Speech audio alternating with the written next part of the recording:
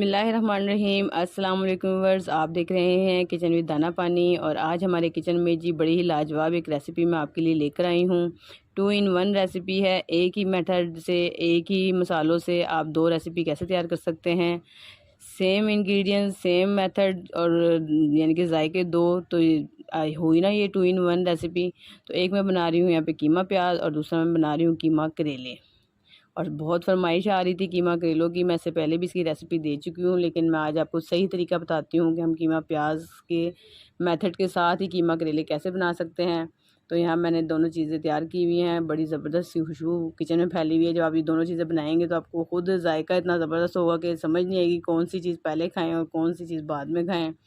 तो मैं रेसिपी को स्टार्ट करती हूँ। पहले यहाँ देखिए मैंने 2 किलो प्याज है जिसे मैंने स्लाइस में कट करके लिया है। तो आपने परेशान नहीं होना कि इतना ज़्यादा प्याज डलेगा तो खाना मीठा मीठा हो जाएगा, ऐसा कुछ नहीं होगा।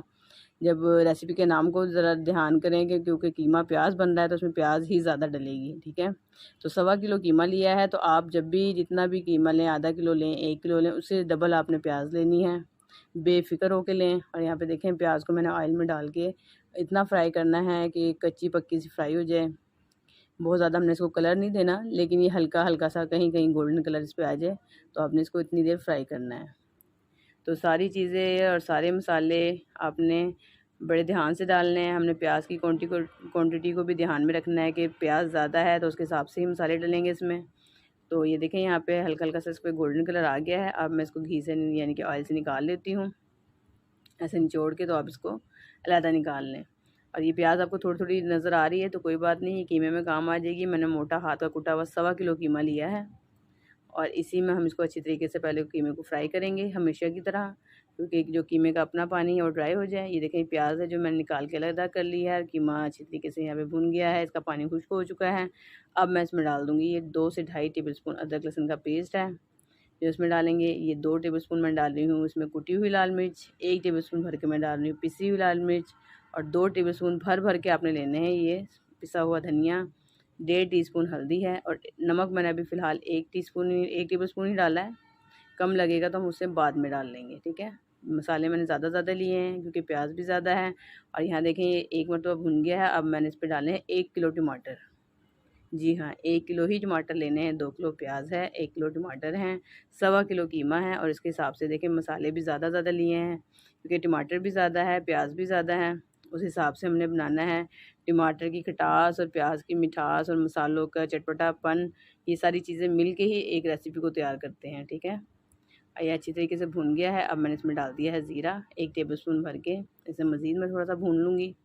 और यहाँ देखें अच्छी तरीके से भुन गया है। और यहाँ पे मैं अब इसमें डाल दूँगी थोड़ा-सा पानी, ताकि ये अच्छी तरीके से, क्योंकि पानी के बगैर अगर आप इसमें प्याज डालेंगे ना तो प्याज जगह-जगह मीठी-मीठी जो होती है ना उसकी गिल्टियाँ बन जाएंगी। तो थोड़े से पानी आप डाल दें पहले, तो फिर प्याज डालें। पानी के साथ प्याज अच्छी तरह घुल के फिर मिक्स हो जाएगी, घुल जाएगी और मिक्स हो जाएगी, ठीक है। ऐसा अच्छी तरीके से आप इसको मिक्स करें। जगह-जगह इसके टुकड़े से बन जाते हैं, ऐसे नहीं आपने छोड़ना। तो इसके अंदर पहले थोड़ा-सा पानी डाल लें और उसके बाद आप प्याज डाल के इसमें अच्छी तरीके से मिक्स कर दें। और ये देखें, और इसे खूब अच्छी तरीके से अब आप इसको भून लें। ये बिल्कुल सिंपल और आसान रेसिपी है। और इसमें से कुछ हिस्सा मैंने देखें यहाँ पे करेलों के लिए निकाल लिया है, जो कीमा करेले मैंने बनाने हैं उसके लिए मैंने थोड़ा-सा यहाँ से कीमा निकाल लिया। इस पॉइंट पे आप निकाल के बना सकते हैं। और यहाँ पे जो बाकी बचा है इसमें मैंने डाल दिया है गरम मसाला, हरा धनिया खूब सारा, कटी हुई अदरक, हरी मिर्चें डाल के इसे मिक्स कर लें। बिल्कुल सिंपल हमेशा की तरह वही मसाले, वही सिंपल और आसान रेसिपी, लेकिन जायके हमेशा डिफरेंट होते हैं। थोड़ा-सा मैं इसमें ग्रेवी करूँगी हल्की सी। और ग्रेवी करने का ये भी फ़ायदा होता है कि जो आपने ऑयल वगैरह डाला होता है ना, तो वो थोड़ी-सी ग्रेवी करने की वजह से ऊपर सेपरेट हो जाता है आसानी से। ये देखें, ये ज़बरदस्त सा कीमा प्याज तो हो गया है तैयार।